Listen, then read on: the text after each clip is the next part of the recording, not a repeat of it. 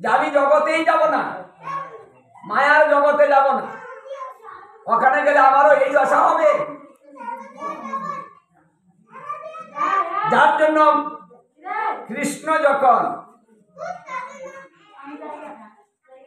শুকদেব গোস্বামীকে ডেকেছিলেন যে তুমি পৃথিবীতে আসো,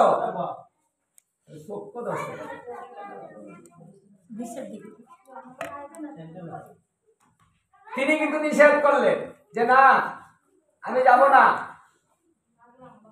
যে তোমাকে তো আসতে হবে। আমি আসতে পারি, তোমার মায়াকে সরাও। ভয় শুধু মায়া, তুমি মায়াকে সরালে আমি আসবো। শ্রীকৃষ্ণ কথা দিয়েছিলেন, আমি কথা দিলাম আমার মায়ায় তোমাকে স্পর্শ করতে পারবে না, তুমি আসো। তারপরে তিনি প্রসব হয়েছিলেন, যার জন্য শুকদেব গোস্বামীকে মায়া ধরতে পারেন।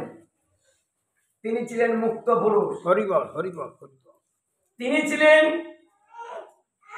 উলঙ্গ অবস্থা, সে বড় হয়েছে কিন্তু কাপড় চোপড় পরতো না, কারণ তার পুরুষ মেয়ে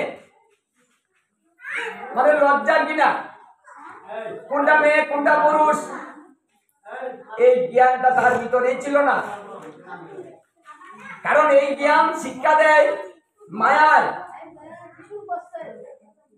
আমাদের এই ভূত মায়ায় দেয় আমি কে।